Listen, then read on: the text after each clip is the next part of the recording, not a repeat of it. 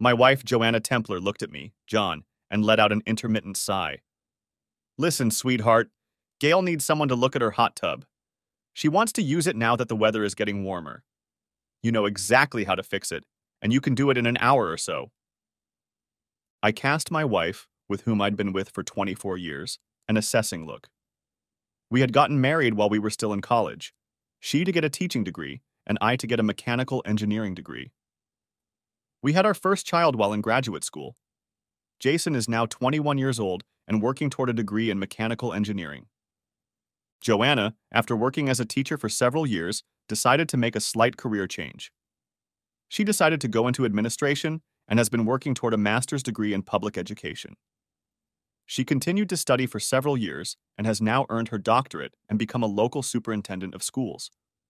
I have a master's degree in engineering, and I have my own company where my people design and build everything from bridges to mechanical devices. It seems the whole world turns to my company for oversight and critical analysis of any new mechanical device. It may be hubristic, but my reputation is so high that companies hold their breath waiting for me to approve a new patent. Our second son, James, is now 18 years old and will soon be heading off to college. He hasn't decided on a major yet, but I'm sure he will choose a career in teaching, as he enjoys guiding and mentoring others. You'd think Joanna and I would have settled down by now. We both have great careers, our boys are honor students, and we both have our health. Joanna is a runner and regularly participates in 5K and 10K races. I do CrossFit and compete against athletes half my age. I've also done MMA and know how to fight if I need to.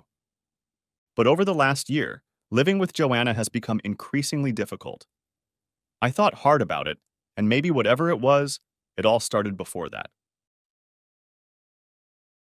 We moved to this gated community 5 years ago. The community was small and close-knit. Our neighbors immediately came to get to know us, and we were invited to numerous community events.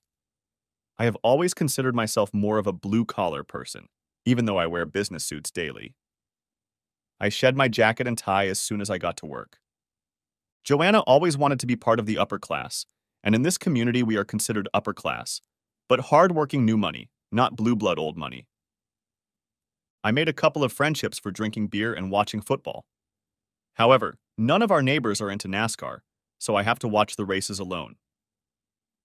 I don't really follow the drivers themselves that much. More often I watch the individual cars as various parts came into my field of vision during their development. I'm proud when a car that my company had a hand in creating comes to the finish line, even if not first. These races are hard on the cars and the drivers. Over the past 2 years, our neighbors and friends have learned that I am more than just an engineer. I love messing around with devices, learning about them, and repairing them. It's what I've always done. Perhaps that's what made me pursue an engineering degree. Suddenly, Joanna started taking requests from me to fix various household problems. One woman said her sprinkler system wasn't programmed correctly and the service company couldn't help.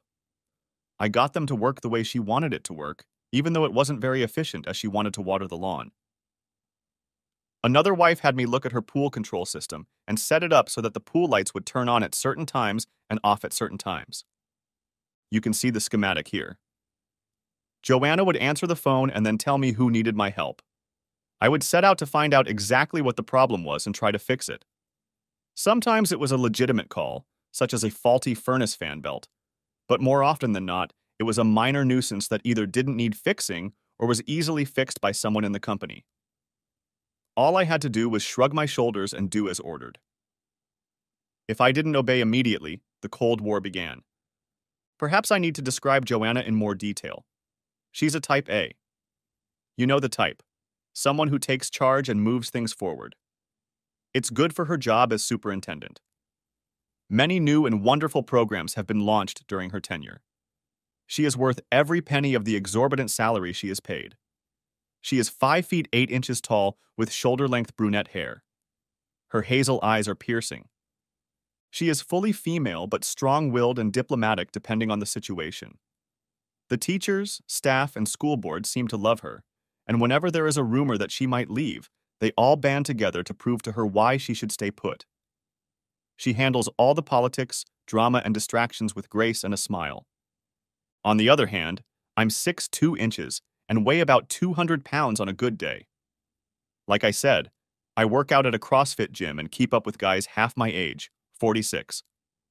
I used to do a lot of MMA and fought in a few fights. I didn't win them all, but everyone felt they had to work hard to beat an old man. My hair has thinned, but not too much. It's brown with red, and my eyes are blue. I keep my face shaved, mostly for business. Most of my clients seem to prefer it, but when I'm camping or hunting, I don't shave for days at a time. One of my goals is to buy a big motorhome and a motorcycle, more specifically a motorcycle, and travel.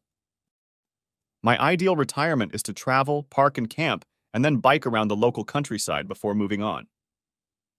Unfortunately, Joanna wants to travel in style and stay in first-class hotels with amenities like pools, spas, and expensive restaurants. Of course, none of this has anything to do with the problem. Joanna wants me to go fix some minor problem with one of my neighbors, and I'm getting tired of it. Not fixing the problem, but the behavior of this or that woman who called. For example, Grace, the first person who called me for help to fix her sprinklers, started hitting on me. I tried to tell her I was happily married, but she responded the same way. She was happily married too, but she and her husband had an agreement and an open marriage. Everything had to be discreet, and she knew I would be discreet. She was very beautiful and very seductive, but like I said, I was happily married. I escaped her clutches. When I got home, Joanna asked me how it went. I simply told her that I was able to do the programming the way Grace wanted. Then she asked how Grace was doing. I was a little puzzled. Finally, I told her the truth. Grace went a little overboard. I don't know what she was selling, but I didn't buy it. Joanna looked disappointed for some reason. When I asked, she immediately brightened up. I'm so upset about Grace, I just can't talk about it. I thought she was a better person. I love you, honey, and I'm proud of you for being so strong in the face of temptation. A couple weeks later, I was asked again to help someone. This has happened over and over again over the past few years. Some of the women blatantly tried to seduce me. Others were a little more circumspect. But each of them had the feeling that I was meat and they wanted to eat steak. I resisted each of them. I am not a player and never have been. I don't know where to start to seduce a woman. My experience before meeting Joanna was limited at best. I just don't know how to read women like one reads a spec sheet. I get along with the women on my team and the women in our neighborhood. I treat them the way I would want my sisters or mother to be treated, with respect and deference. These women who were our neighbors didn't like that. Anyway, it's today, March 12th. The weather is nice, and Joanna just got off the phone with yet another neighbor who wants me to fix something. This is a new neighbor, Gail, who moved into our house a few years ago with her elderly husband. I always wondered if she was a trophy wife because of her age and fantastic looks. She was a very tempting treat, and I didn't trust myself to be around her. Also, Joanna had been kind of aloof lately. I chalked it up to the approaching end of the year and the certification of existing staff, the hiring of new teachers, and my own certification, though I doubted she would have any problems. As I thought about it, she became a little aloof after each of my attempts to help the neighbors solve their problems. Every time I came home, she would ask about the woman I had helped, and I would tell her what I had fixed, and then what the woman had done to show her how much they needed me. Joanna would get angry at all of this and say the woman was a loser, but now she was becoming less attached to me. I would retreat to my work office, I don't have an office at home, and fiddle with one project or another, trying to avoid the dark cloud that had descended on the family. She would turn away from me when I finally dragged myself to bed, but by then I was too tired to try to figure it out. Like I said, I could read a spec sheet or blueprint, but women, even my wife, were much harder to understand and read. Now Gail wanted me to tidy up the filter and pump of her hot tub. Because of the lack of love from my 24-year-old wife and Gail, I was afraid to go alone to her house to fix anything, let alone the hot tub. If I go, Joanna, will you come with me? You're kidding, no, John. You know I have a meeting with the personnel committee today. We have to go through the candidates and decide who we're going to interview. I'd forgotten. I shrugged. Look, I don't trust Gail. She's very seductive, and I know how much you'd be hurt if I went in there and fell into her clutches. I'm sorry, she can call a repairman. Oh, pooh, I don't believe that for a second. She loves her husband and would never do anything to hurt her marriage. She paused and chuckled. You must be delusional if you think she might be tempted to have an affair with you. You're at least 15 years older than she is, and I suppose she could get any young man if she tried to seduce some guy. I think you're safe, old man. The fact that she suddenly called me an old man and implied that I had no appeal stung me, but I stopped the retort that threatened to come off my lips. Where did such a comment come from? She had never made any comments about my age or attractiveness before. So why now, when I just refused to go to the bomb's house and fix her hot tub? Maybe I'm not a good judge of women, but this conversation made me stink more than an 8-day-old fish lying in the sun. What the hell was going on? Joanna went on the attack again. Look, I told Gail you'd be right over. Are you trying to make me look like a liar in front of my friends? Just go over there and fix her damn hot tub, okay? I replied. Actually, I resent the fact that you're willingly assigning me all these minor repairs without even consulting me. What if I have an important meeting while you're setting all this up? What if I have to go out of town for a day for an emergency meeting? After all, I just got back from one of those meetings. I would never have asked you to do any of this for my girlfriends if you weren't standing right here, clearly not going anywhere or doing anything. I'm proud of the fact that you can fix almost anything, and their husbands can't change a light bulb without a manual. You're so much better than either of them. I couldn't help myself.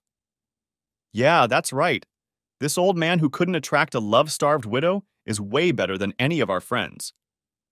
I shook my head in bewilderment. I think Joanna realized the contradiction she had just generated. On the one hand, I was too old to attract any woman, but on the other hand, I was far better than any of our friends because I could solve their petty domestic problems. She resorted to the old adage again. Baby, I love you and you mean the world to me. Could you please help me and fix Gail's hot tub? If I were Spider-Man, I'd say my spider sense is signaling danger. Why is this such a big deal? What's the big deal about getting a simple hot tub ready for nice weather? I stood my ground. No, I'm sick of going to my neighbors and fixing some nonsense, and I'm also sick of fighting off these women. If I was a player, it would be easy in this community, but I'm not a player. I don't want to pursue another woman because I only love you. I paused and threw my best piercing look at her. I don't know what the hell has been going on these past few months, but it suddenly dawned on me that the more I resist their advances, the less you make love to me. So what's the big deal? Do you think I was really having fun with these women when I went to their place to fix things?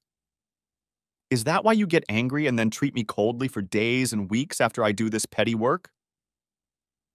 She tried to downplay her past answers, denying that she had ever done it, but she didn't take my memory into account.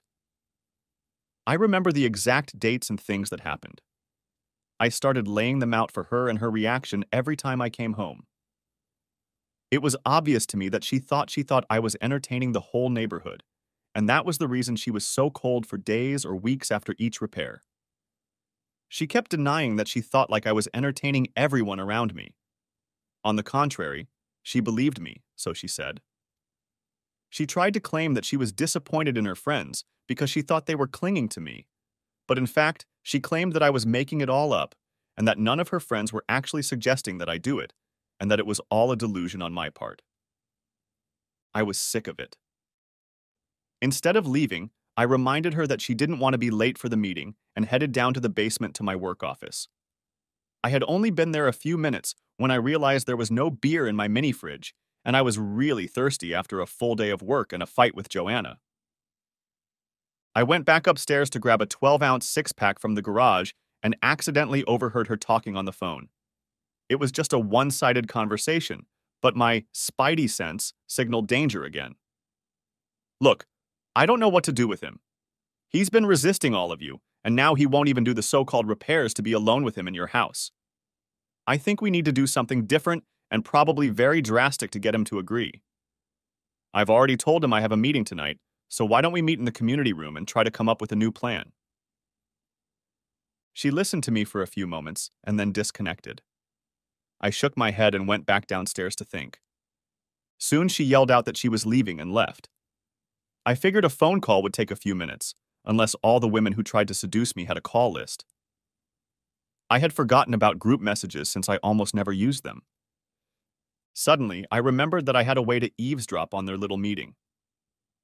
Last year, I had installed a new video system in a small public building next to the community pool and hooked up a webcam to it. Since I had administrative rights, I could control it from my laptop. I quickly booted up the laptop and then ran a program to turn on the webcam. The webcam also had a microphone built into it, so I could hear and see the meeting participants. There were several sluts already present. I carefully and slowly turned the webcam a few degrees so I wouldn't overhear them. They were talking quietly so I couldn't hear them clearly. I started the recording program to get everything I could. After about 10 minutes, there were about a dozen women and a few men in attendance. One of the surprises was my friend, Amos Jones. Everyone knows that Amos and I have been friends for a long time, but they don't know the backstory. We went to rival schools and played football and basketball against each other. I was a 6-foot, 200-pound tight end, and Amos was a 5-foot, 10-inch, 180-pound linebacker. We played against each other several times a year. In basketball, I was an offensive lineman, and he was a defensive lineman, but we often fought on the court. We were very competitive on the field and on the court, but were friends when we weren't facing each other in competition. I am a lily-white Caucasian, and Amos is a black African American. Like I said, we were very competitive on the field and very competitive in our senior year. We were both chasing the same girl who went to a different school. She was a vixen, and we both intended to be her one and only. While playing football, Amos gave me a hard blow to the head during the game. After I fell, he stood over me and said, "That was just a taste of what I can do to you if you don't leave Sharon alone. She'll be mine." My head started ringing, and I started seeing badly for a while. Don't forget, this happened before all this talk and enlightenment about concussions, or I would have just been thrown out of the game.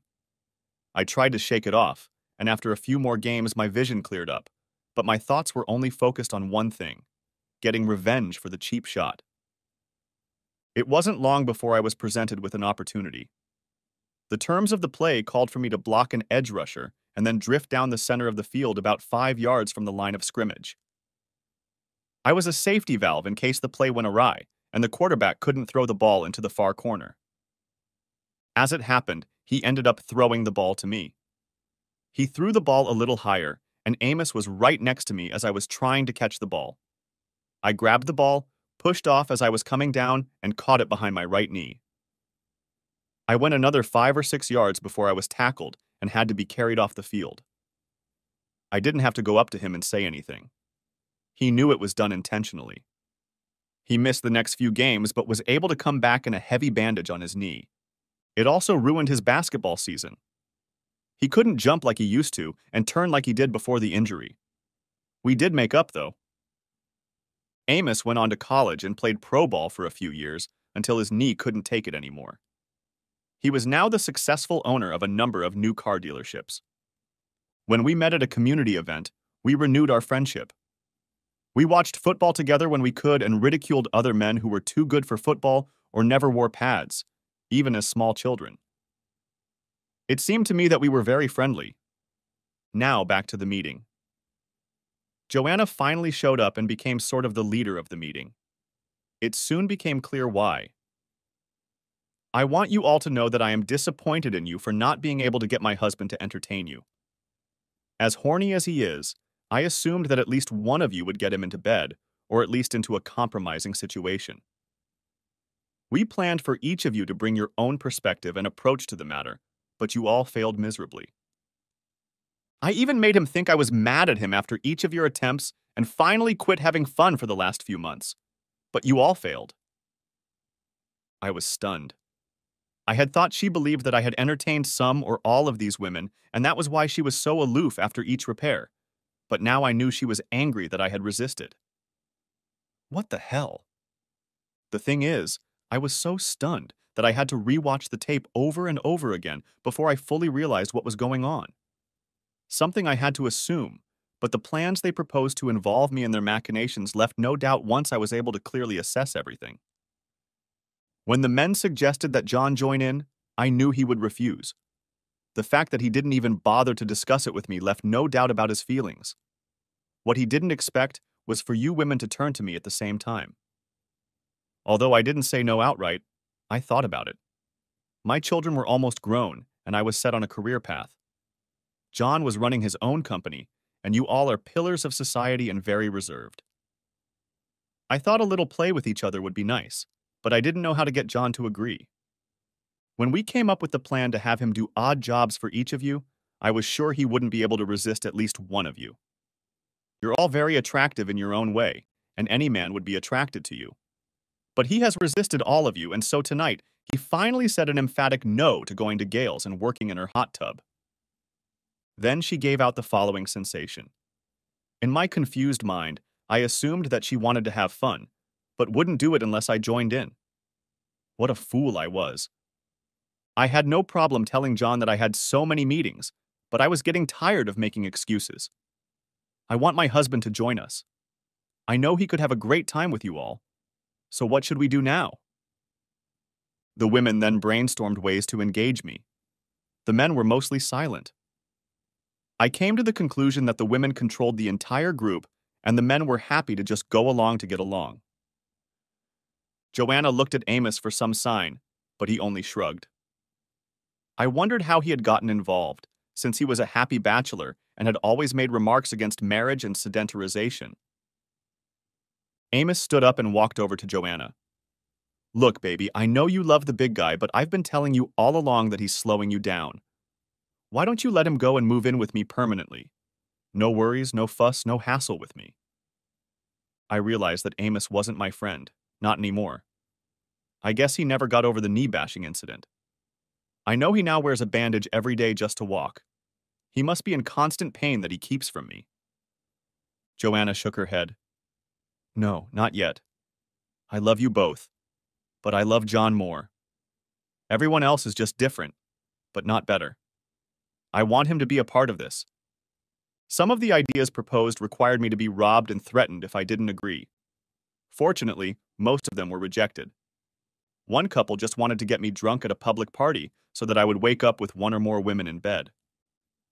Of course, I couldn't refute their claims.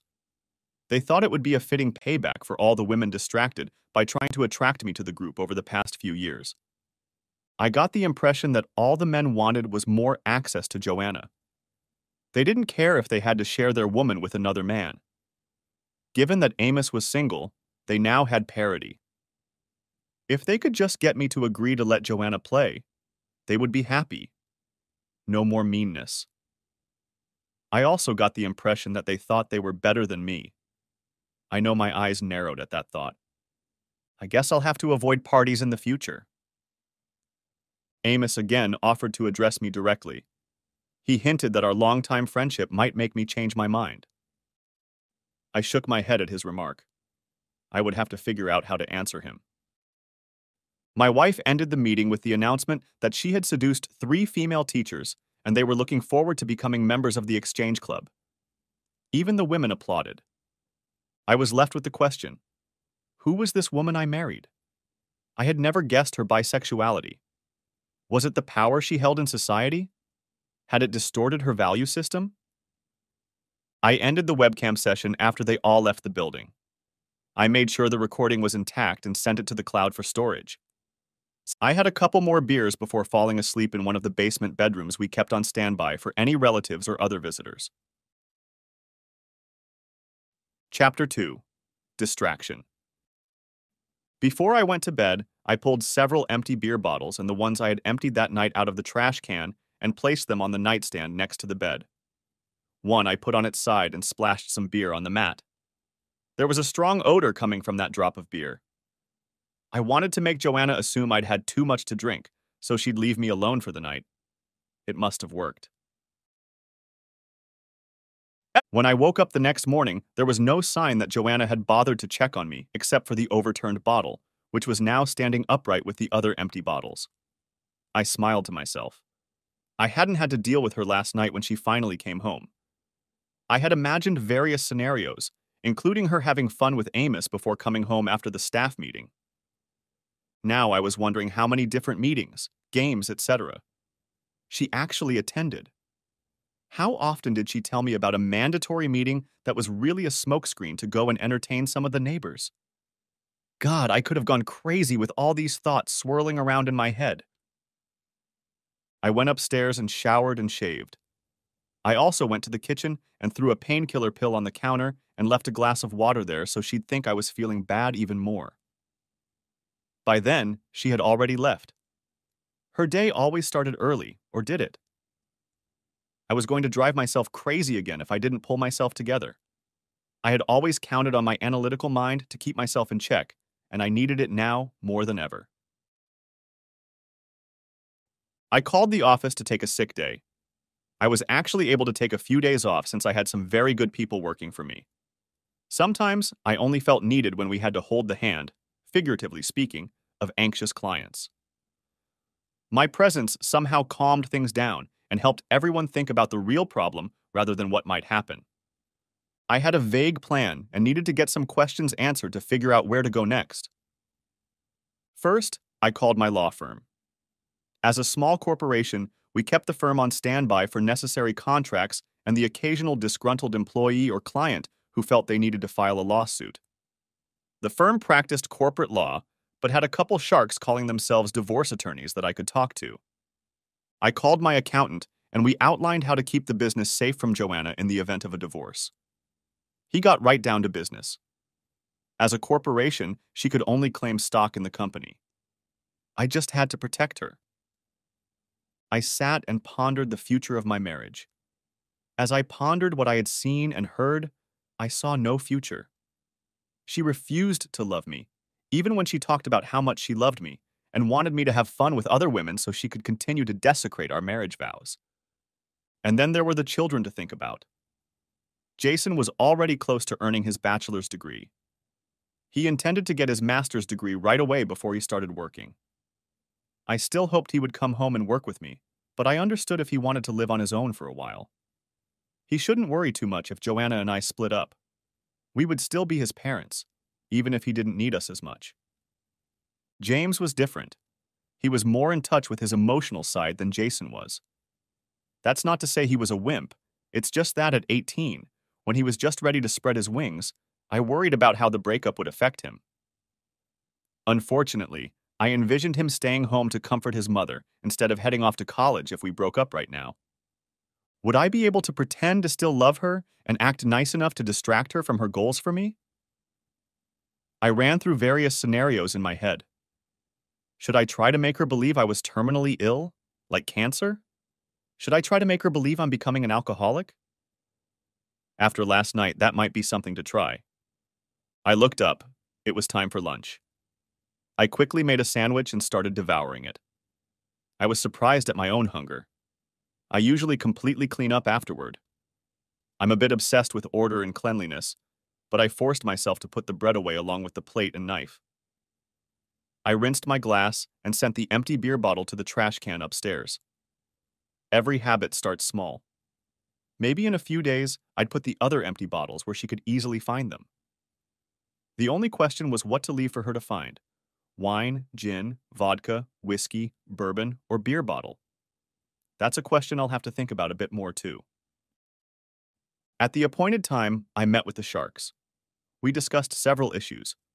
When I told them why I was testing my abilities, one of the Sharks snorted derisively. He was obviously a player, so I asked him to leave.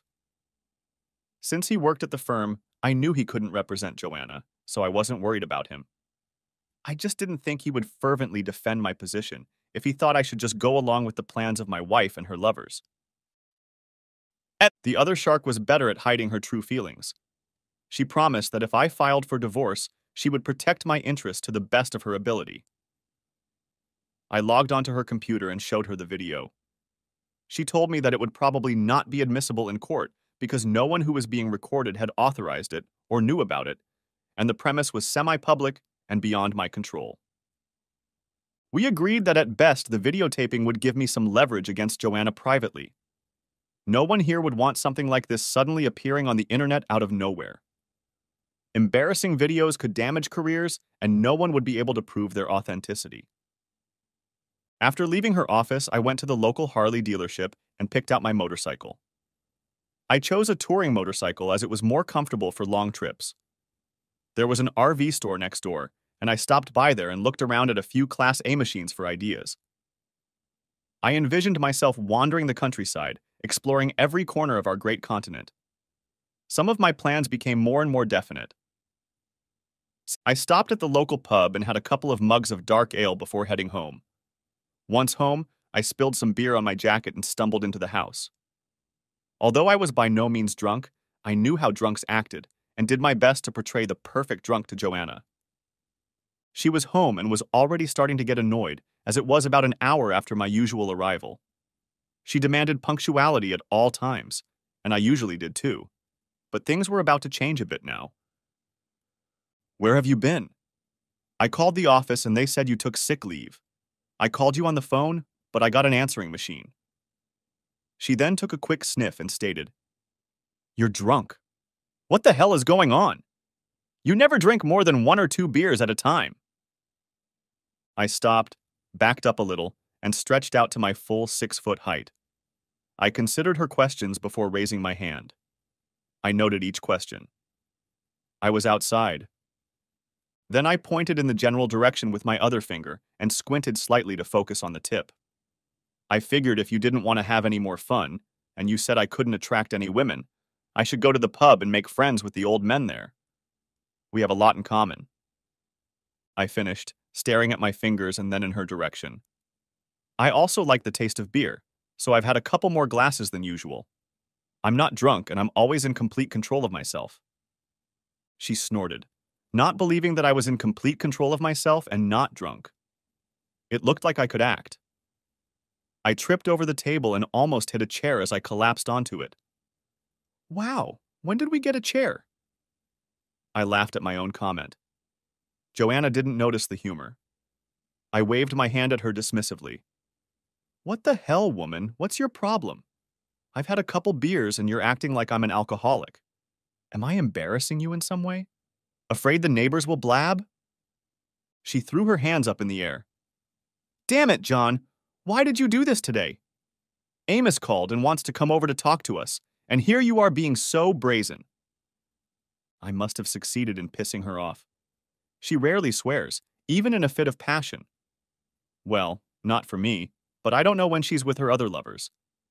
Maybe with them, she really does loosen her tongue. I shook my head like I was dizzy. I pretended like I was trying to comprehend her comments. "You say Amos is coming. Why would he, since there's no football in March?" It was true. Amos and I had an occasional beer in the off-season, but we didn't really socialize until the season. Joanna tried to take it lightly. "I don't know. He called to talk to you, but you weren't home, and he told me he was going to stop by to ask you something. Are you thinking about a new car or something else?" I shook my head sharply and almost fell over again. He didn't sell motorcycles or vans, so I had no reason to talk to him, but I wouldn't say it. I also couldn't say that I knew he wanted to discuss entertainment with my wife. I got up from the table, walked over to the refrigerator, pulled out another beer, and opened it with feigned difficulty. At the same time, Joanna asked me if I thought another beer was a good idea. I nodded. I tried to keep my voice as slurred as possible and a little louder than necessary. "Yeah, I guess I do think a beer is a good idea. In fact, I think a couple beers is a great idea. I've been holding myself back for too long. My business is failing and my wife doesn't want me anymore. My best friend probably wants to entertain my wife and add her to his harem that he's always bragging about." I fell silent and lowered my head. I thought about my life changing, and not the way I wanted it to, and let a few tears run down my face as I listened to my wife. "What the hell, John? What's going on? What do you mean your business is failing?" She left the rest for now, How can she say she loves me when we haven't had conjugal relations in weeks? The accountant and I were discussing the idea of a failing business. Sure, it was thriving, but she knew nothing about my business. Moreover, she once introduced me as a mechanic rather than a mechanical engineer. With my penchant for fixing broken things, I suppose that's exactly what she thought of me. A regular mechanic who makes very good money. Since she never even looked at our tax form, except to sign it every year, she had no idea how much I made. The accountant decided that this oversight of hers might work in our favor. I shrugged. Where did you hear that? Who said anything about the company? Being drunk, I probably wouldn't remember letting the cat out of the bag. She tried to tell me how she found out. You just told me while you were ranting about being drunk. You said the business was failing. I shook my head again. God, it was so hard not to smile at her now. No, no one knows, not even the managers. How could you possibly know? Don't hate me for being a loser. I finally stumbled my way to my room, collapsed into my favorite chair, and pretended to pass out. Joanna came in and tried for several minutes to bring me to my senses, but I continued to feign unconsciousness, even as she rubbed my chest vigorously. An experienced paramedic once told me that this kind of stimulation is most often used to wake someone up, but a patient who knows the trick doesn't respond to pain. He always used other unpleasant ways to induce a pain response and told me a few of them. The doorbell rang, and Joanna had to give up trying to bring me to consciousness for a few minutes while she went around and let Amos in. She spent a few more minutes informing him of my intoxicated state and lack of response. After a few more minutes, during which I figured he was trying to get a kiss, hug, or other favor from her, he gave up and entered the den. I closed my eyes, feeling him looming over me. This could have gotten serious. Amos could hurt me and probably would. Since I now knew he didn't love me, I could have been seriously hurt. With my eyes closed, I wouldn't even realize where the blow was coming from. He touched my shoulder and called my name. I didn't answer.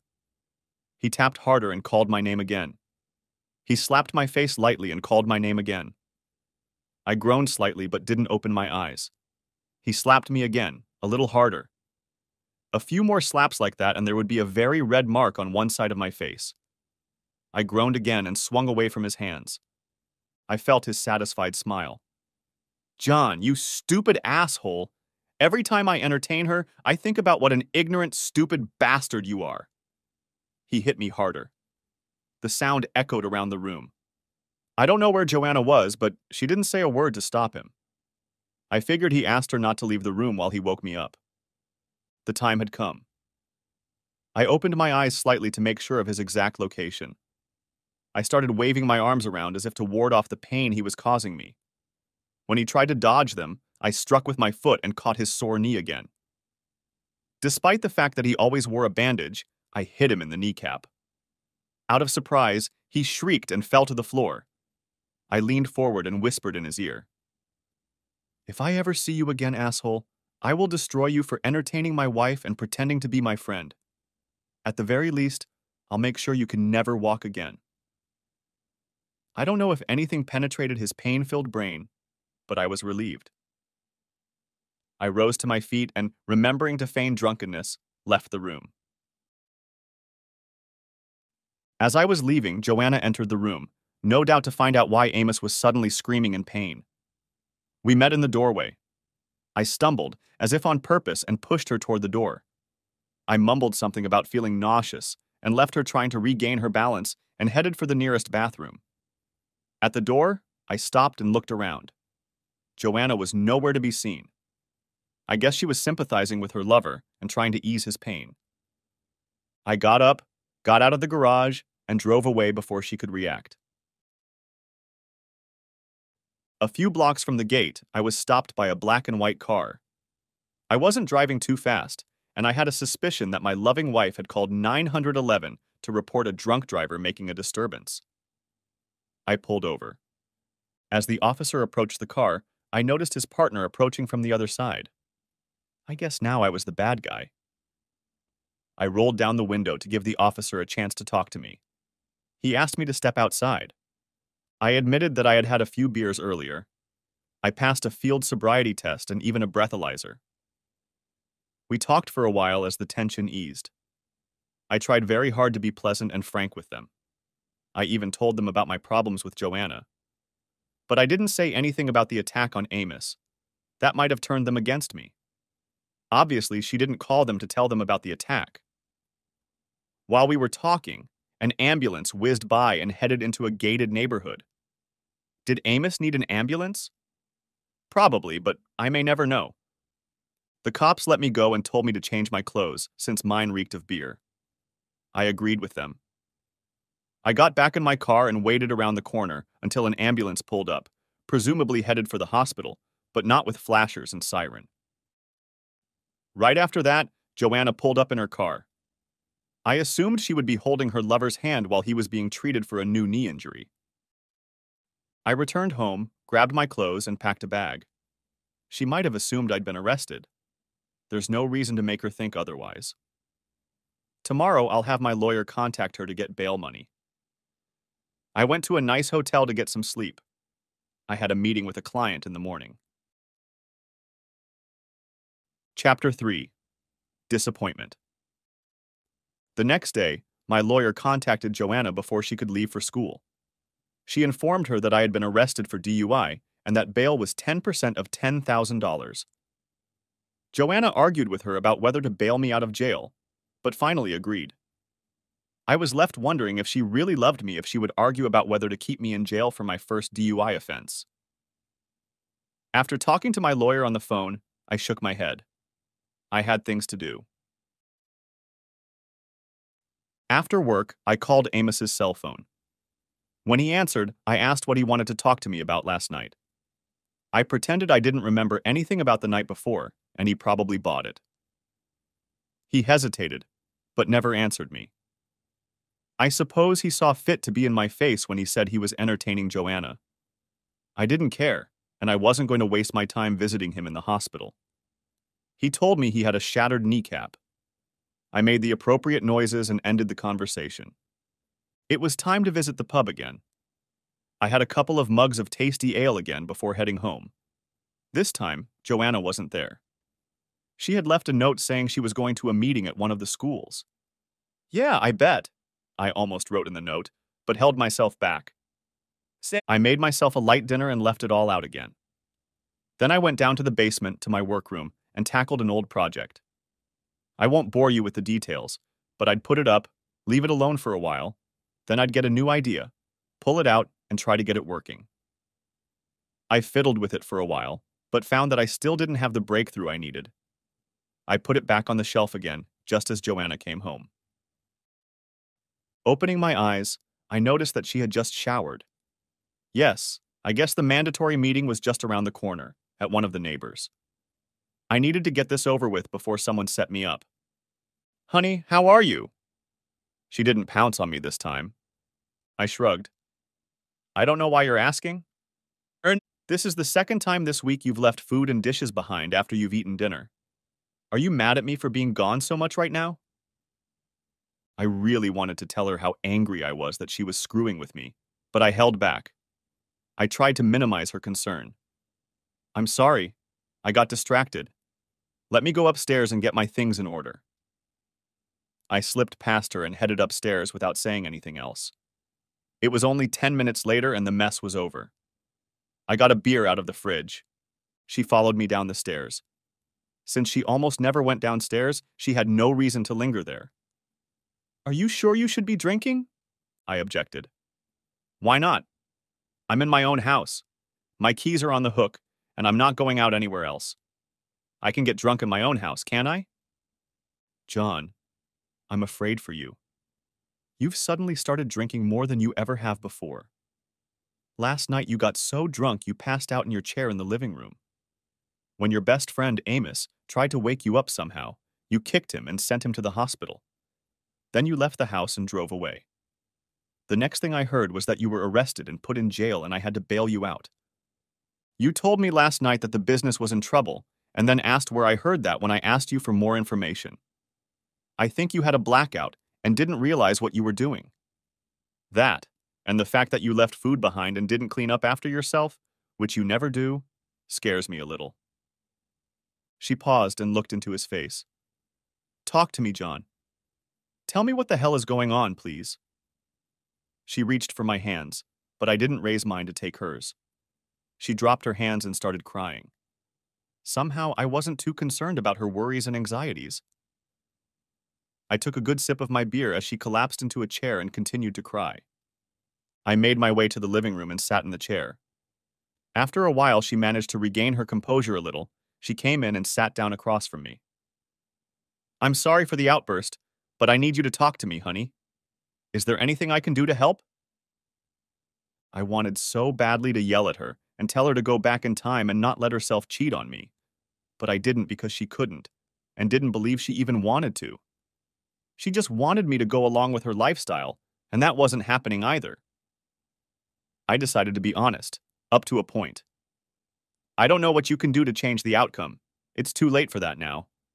I just need time and some space to figure things out. I stood up and walked around the spacious room. With James leaving the house soon and moving out, I'm wondering why we need a house with 6 bedrooms and 8 bathrooms. Maybe we should save a little money. We could save a lot of money on house maintenance and electricity if we move to a smaller house. We're always too busy to use the hot tub or pool. Since she left earlier than me in the morning and was in a meeting almost every night, she didn't know how often I used the pool to keep myself in shape.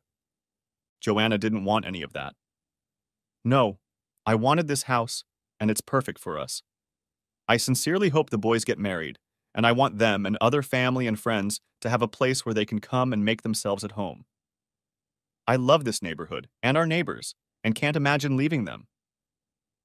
Yes, it would disrupt your life if we moved, I thought. What about us, my dear? When will we have time for us? I know I'm busy, but I can start delegating some of my responsibilities so we can spend more time together. We don't have any me time at all. I can't remember when we have actually had time together to at least hold hands and make love. We don't go out or have dinner together unless it's business or school system related. Nick, can you find someone else to attend those mandatory evening meetings and such? Can we make time for ourselves? Of course, she brushed it off. I'm often home in the evenings when you're not. Maybe we should plan our evenings better. I, for one, would like to go to neighborhood get-togethers more often. The wives are always telling me how much they miss us and how much fun they have. I waved my hand dismissively. I think that's nonsense, Joanna. I'm home at least 5 out of 7 nights a week. You always come over or call and let me know you have some emergency, a scheduled meeting, a game, or whatever, and then you're out the door. You come home hours later and are too tired to talk to me before bed. With the huge bed in our bedroom, we don't even touch when we occupy it at the same time. Thank goodness for the brown bottle. From a few feet away, she couldn't tell I hadn't drunk all the beer. I held it like it was almost empty. Damn, I'm out of beer again. I'll be right back. I turned and went into the kitchen, and since she couldn't see what I was doing, I poured the leftovers down the drain and got a new bottle. I realized I needed to buy more beer. I'll have to buy a couple cases tomorrow. When I got back to the living room, Joanna gave my beer a dirty look. I took a healthy sip and wiped my mouth. Since we can't agree on anything, I think I'll retire to my workroom and try to figure out how we can continue to afford this monstrosity.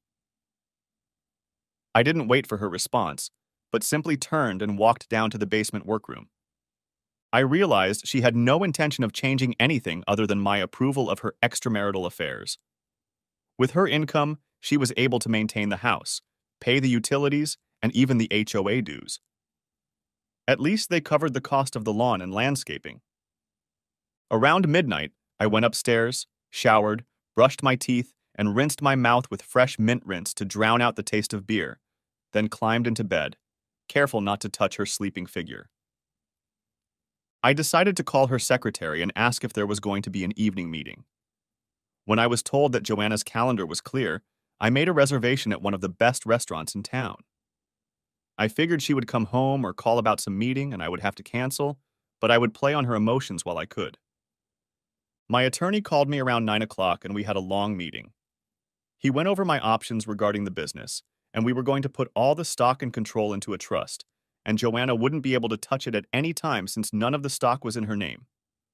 Her lawyer would be in the shit when he found out. Then I could become a freelance consultant and get paid directly by the company. Sure, the consultant's fee could be equal to my salary and profit from the corporation, but she wouldn't know that. Then I went back to the RV store and negotiated a good price on a great Class A car. I also bought an enclosed trailer and had it wrapped in the color of the van. The van had 3 folding sides and would make a great moving home for me. I had satellite phone service to keep me up to date. Most campgrounds had internet access so I could keep in touch with the office. My cell phone was a national carrier and worked in most places I went, and I could work when it suited me. I was able to fly back or to a client if needed, and then fly back to the RV. We did all the paperwork, and I negotiated a price to leave the RV in the parking lot for a few days. I needed to get all of my personal items I wanted out of the house and try to do it in a way that Joanna wouldn't alert me before I was ready. I really thought I should get back at the neighbors, especially those who advocated extreme measures to hold me accountable and humiliate me at the same time. But going to law enforcement about a conspiracy to harm me wouldn't do any good, and several of the neighbors were judges and lawyers. I could embarrass them, but not do them much harm at the moment. I just needed to get away. I considered divorce but decided I was in no hurry to change my wayward wife, so why not just leave? A good private investigator would be able to find me, but I didn't run or even try to hide. I just got out of here before something bad happened.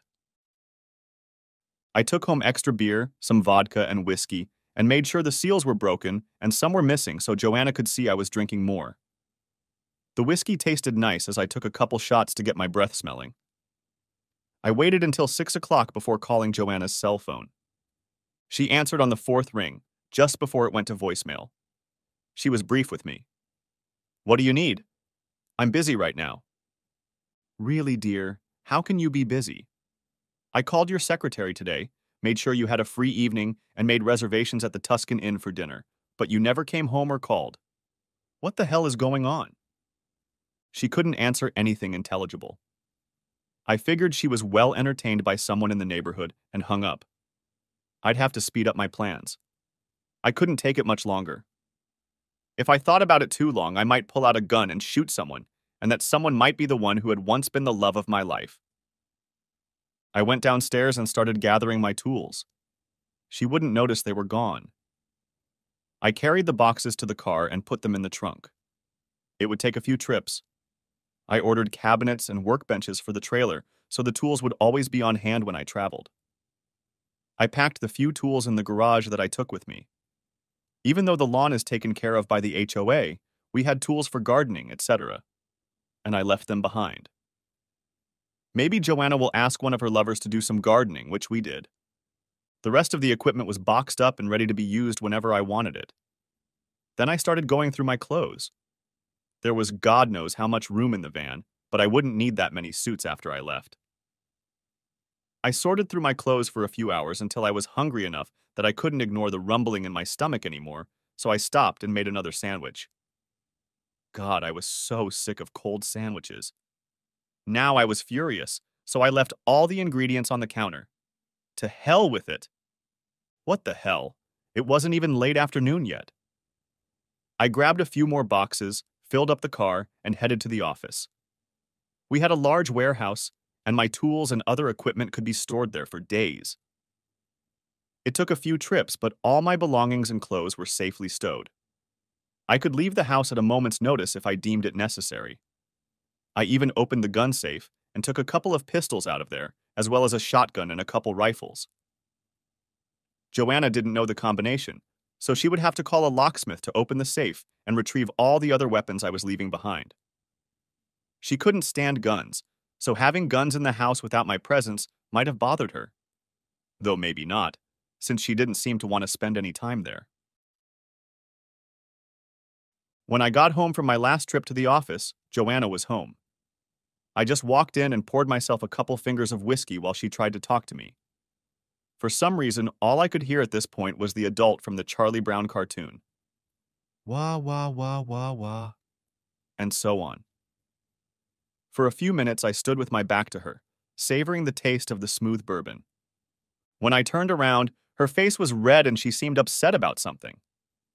"Did you say something, honey?" I did my best to keep my speech a little slurred as I said it.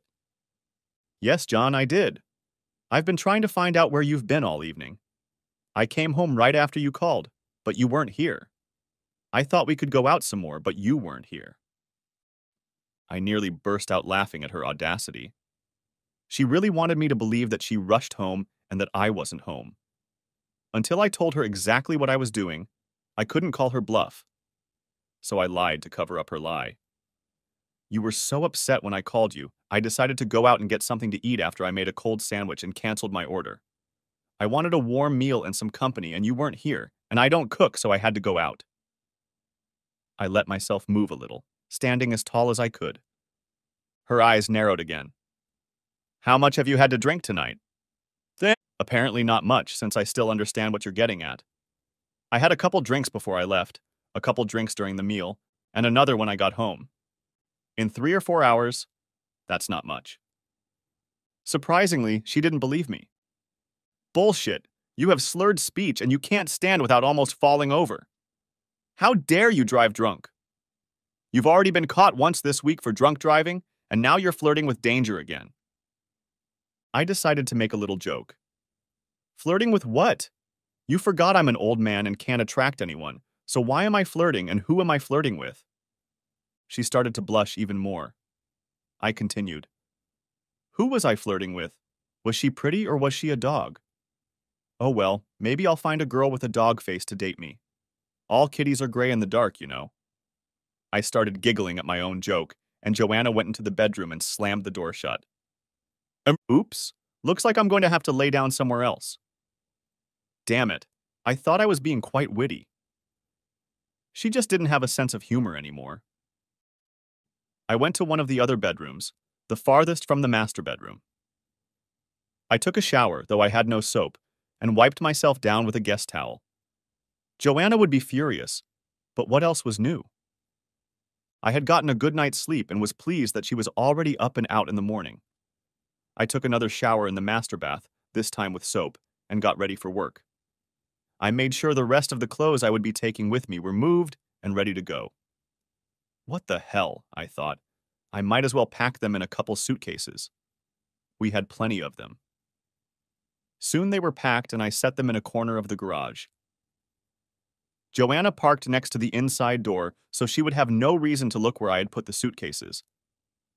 I went to the bank and opened new savings and checking accounts and transferred half of our money into them.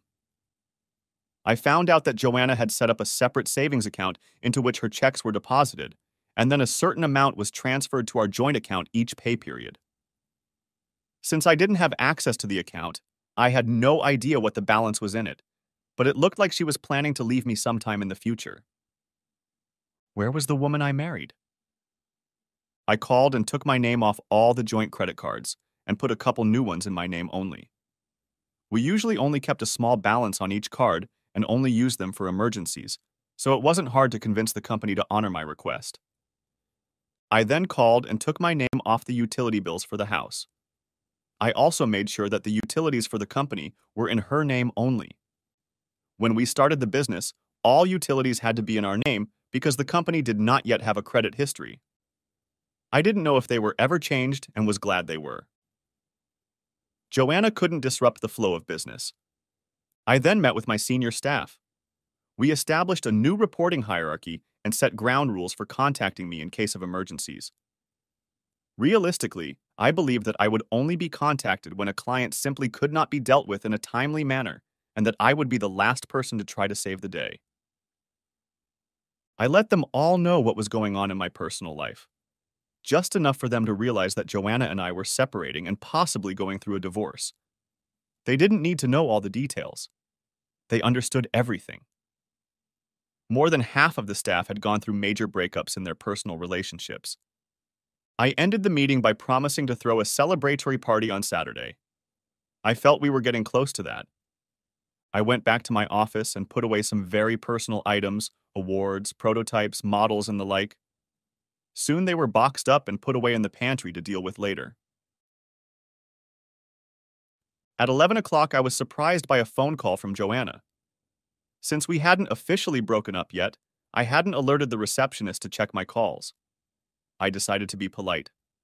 After all, I was supposed to be sober for the day. "Hello, Joanna. How are you doing this morning?" She paused for a moment before she spoke. "I'm sorry, John, but I left without letting you know that we're invited to a wine tasting at Gail and Lester's house tonight. Will you be able to attend?" My spidey sense suddenly fluttered again. Could this really be the evening? Did they intend to stupefy me? And more importantly, how do I escape their clutches? The wine at such parties was poured in advance and brought on trays. It was easy to slip something into one of the glasses and then be sure to pass it to me. She waited for an answer. "I'm looking at my schedule for the day, Joanna, and I don't see anything for tonight. What time do we need to be there?" "I'm going straight to Gail's after work, but I need you to pick up a few different wines so we have a variety to sample. Could you do that and be there around 7 o'clock? "Sure. How about dinner or lunch as your friends usually call it?" One of the reasons I'll be there early is to help with all the appetizers. There should be plenty and variety enough to satisfy your appetite so you can gorge yourself on whatever your heart desires. Damn. More ways to stupefy someone. I can dodge the wine, but how do I dodge the food? I made the appropriate noises and hung up. Now what? Unless I can come up with a plausible reason to avoid tonight's meeting, it's going to look suspicious. There hadn't been any invitations to neighborhood get-togethers for some time now. If it weren't for the fact that I am suspicious of all neighbors, and especially my friend Amos, I might have fallen for this nonsense. Since the event was not in a community building, I couldn't peek at the preparations and try to determine how dangerous it was. I decided to participate and went to a large bottle store a few blocks from the gates of our congregation. I grabbed a dozen bottles of wine and then stopped for a moment at a nearby national chain drugstore. Stashing the surprise in my pants pocket, I removed my tie and undid the top button on my shirt. I needed to act casual. I parked the car in front of the house and headed over to Gail and Lester's with 2 large bags of wine. At their house, I went around to the back door and entered the kitchen, hoping to have time to talk a little before they realized I was there. I was in for a disappointment. The kitchen crew had obviously been hired specifically for this occasion and shouldn't have been privy to any shenanigans. I set the wine on the handy counter and quietly made my way to the front rooms. Joanna and Gail were having a quiet conversation that I couldn't overhear and quickly stopped when Gail spotted me. She waved me over, gave me a quick hug, and asked how I was doing. I lied and said I was feeling fine, but my stomach was a little upset tonight. Joanna made an appropriate comment about taking care of myself, and soon we were discussing wine and cheese selections. They were also setting up a fondue pot and a variety of cheeses, meats, and vegetables. It all looked quite appetizing and innocent. Too bad I didn't trust anyone else. I figured they hadn't had a chance to call for wine or food yet, so I grabbed a plate and exclaimed that I was starving, haphazardly picking food off the plates on the table. Out of the corner of my eye, I noticed Joanna and Gail exchanging glances. Joanna was trying to talk me into waiting. "Honey, can't you wait until the others get here? It seems a little rude when you start eating right away like that." "Honey, I'm too hungry to wait. It was a lot of work today and I only had a couple crackers for lunch. I need to eat something or I won't be able to taste much wine before I get intoxicated." She backed off a little. I smiled to myself that I managed to get to the food before it was spiked. I hoped to get to the wine quickly as well. It could wait. There was a coffee pot on the table, and I poured myself a cup. It had to be safe since it was the only coffee pot on the table. After about 20 minutes, most of the regulars were in, and the wine flowed in a river.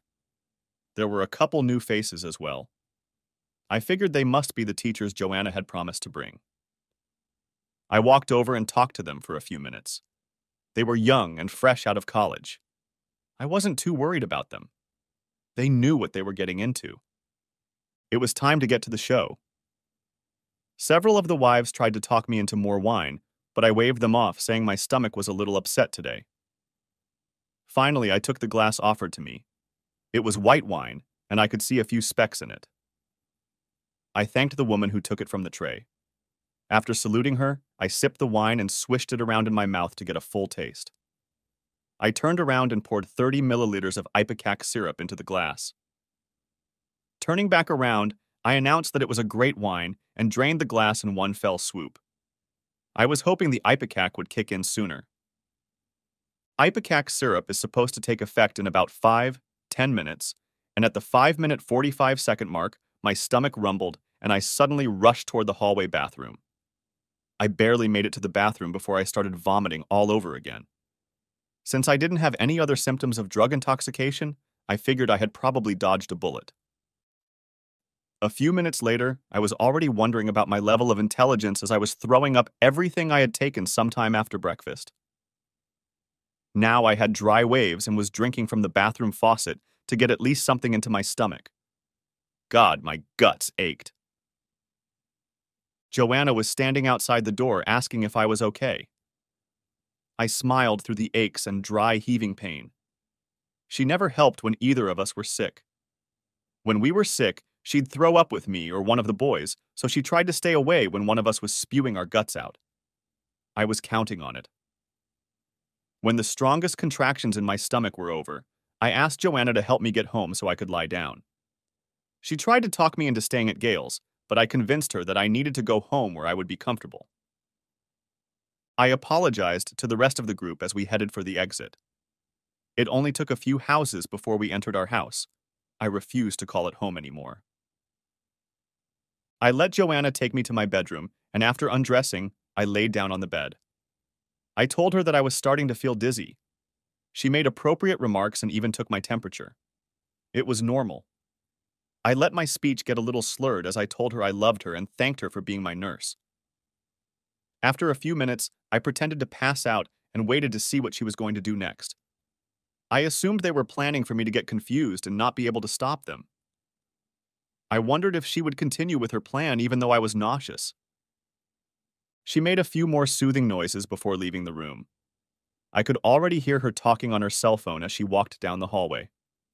Time to get moving. I got out of bed. It wasn't fast as my gut ached from vomiting. I walked out of the bedroom and snuck down the hallway to where I could hear her. We have to do it tonight or wait another week or two. Yeah, bring the guys. Then she hung up the phone.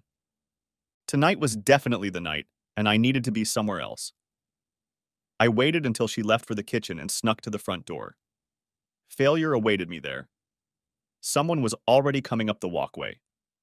I ducked into the closet next to the door and hid behind my coat. 5 or 6 people came in with cameras and lights. I was going to be a star, not. They all quietly made their way to the bedroom, and I took the opportunity to jump out of the closet and then out the front door. I ran to the main gate of the settlement.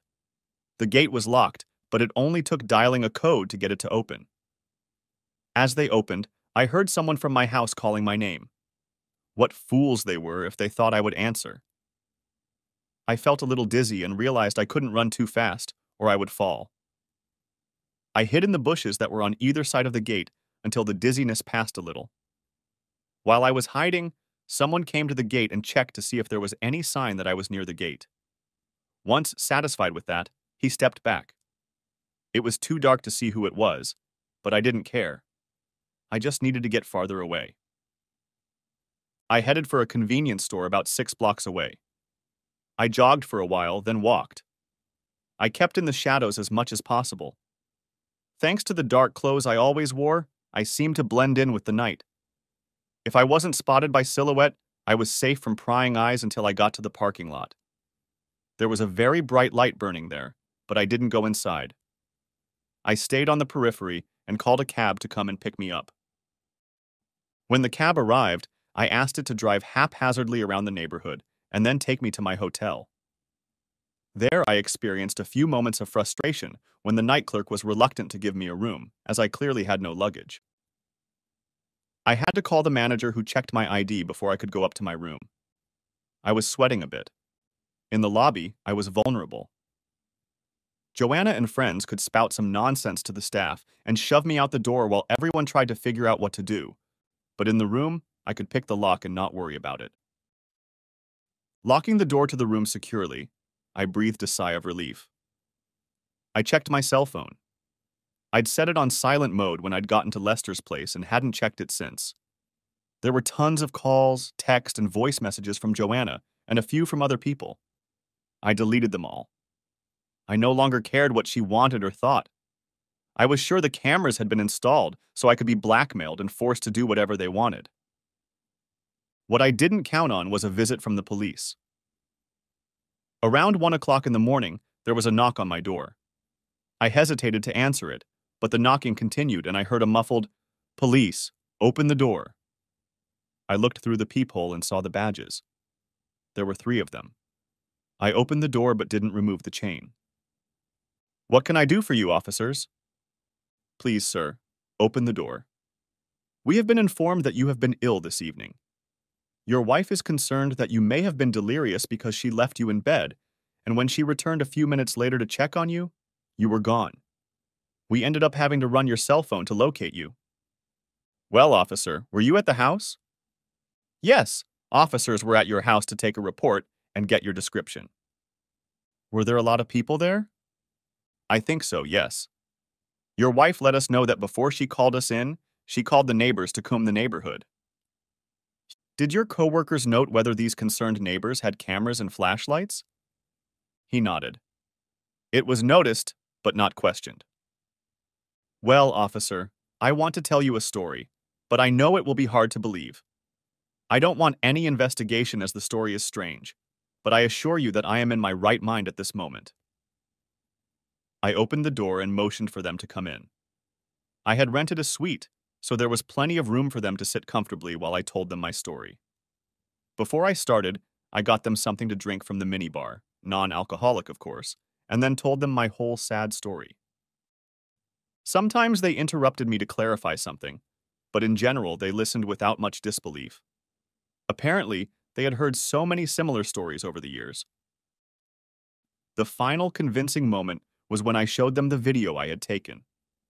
It seemed like such a long time ago, but it had only been a week or so since this part of the crazy business had started. I was beginning to wonder if I was going crazy. So much change in such a short period of time can lead to delirium.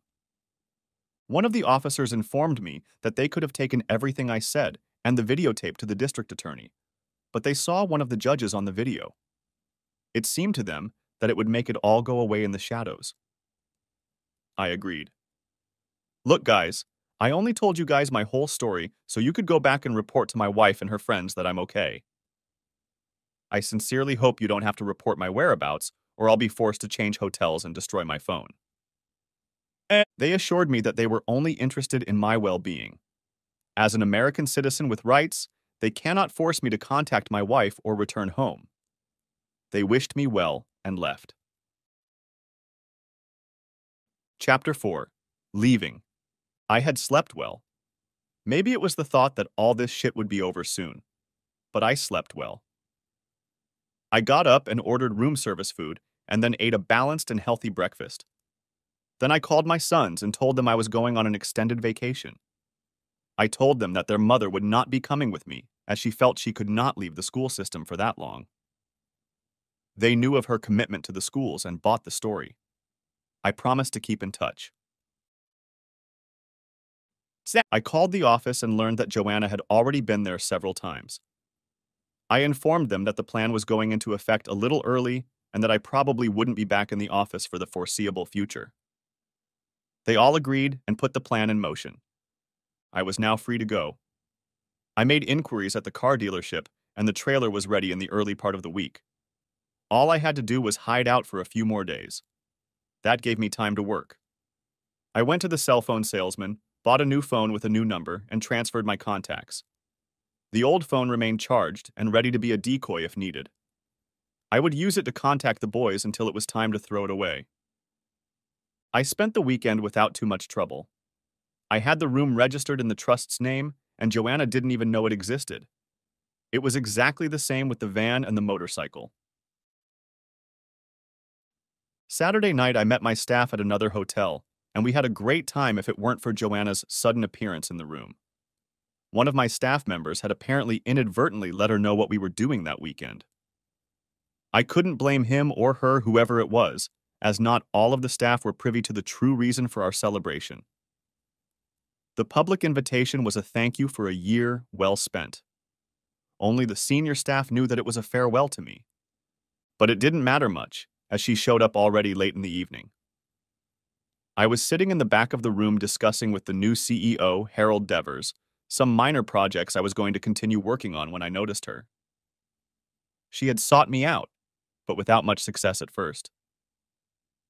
I simply excused myself to Harold and headed for a side exit nearby.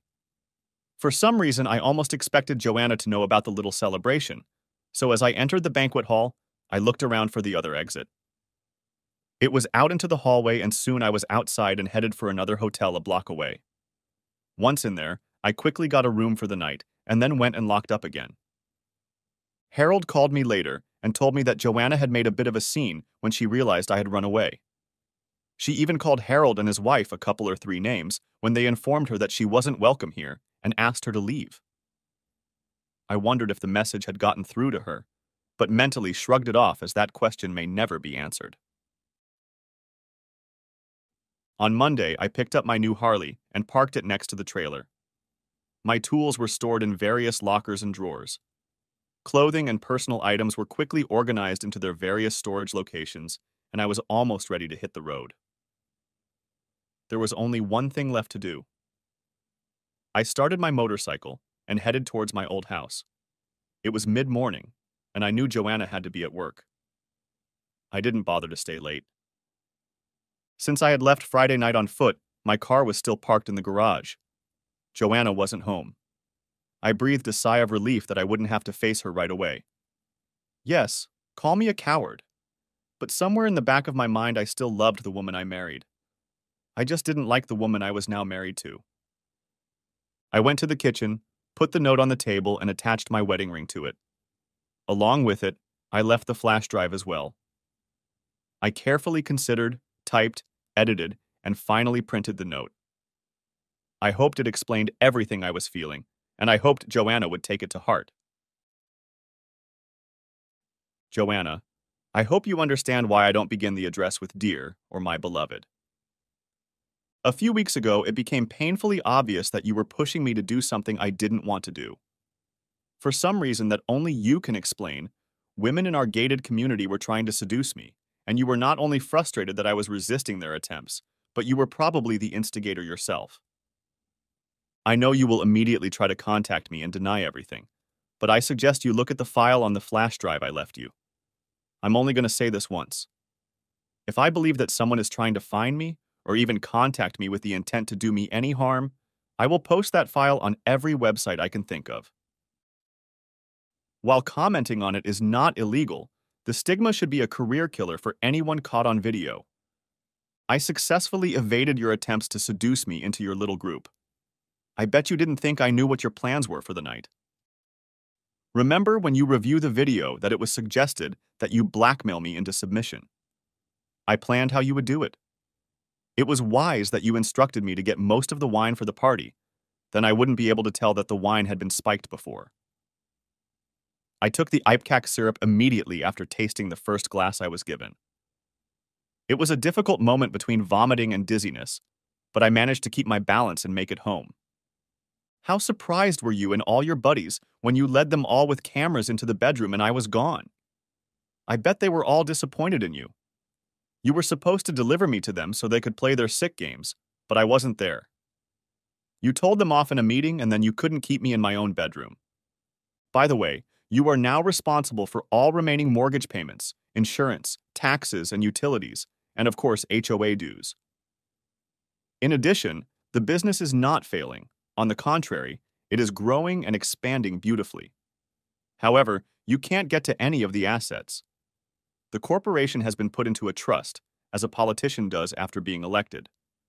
All of his assets should be placed in a trust so as not to give the appearance of wrongdoing.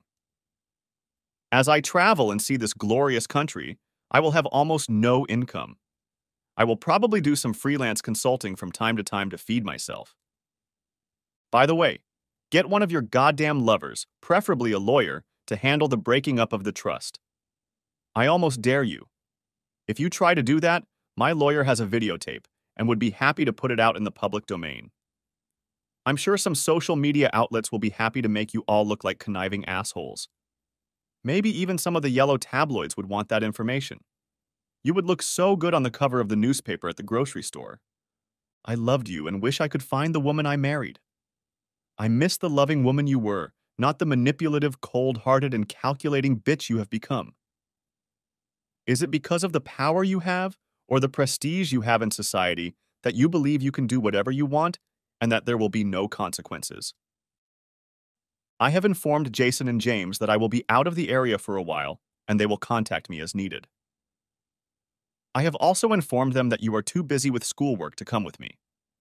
Anything else you want to tell them is up to you. I don't want a divorce at this time.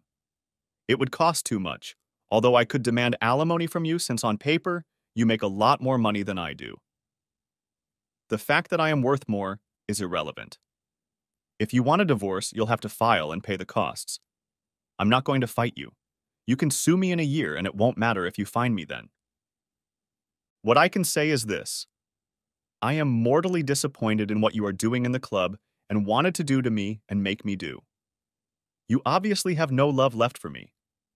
I don't care if you deny it, but what you are doing is not the act of a loving and caring wife. You are now free to do whatever you want, with whomever you want, including that asshole Amos. I won't stand in your way anymore. I don't know why I asked the questions in that note, because I'm not coming back to ask you to explain yourself again. My don't care is over, and I look forward to a time of healing away from you. By the time you read this letter, I will be hours away. Pick a direction, and you might be right. Also, don't try to find me on the phone again. What I don't forgive is actual stupefaction. The phone is used by my sons, but it will be discarded as soon as I feel you are following me or even trying to follow me. I already have another phone and a new number. And finally, have a happy life. I intend to. I hope you'll forgive me for not signing off with Love, John. The end. Thanks for watching. I hope you enjoyed it. So subscribe to my channel and watch the next video.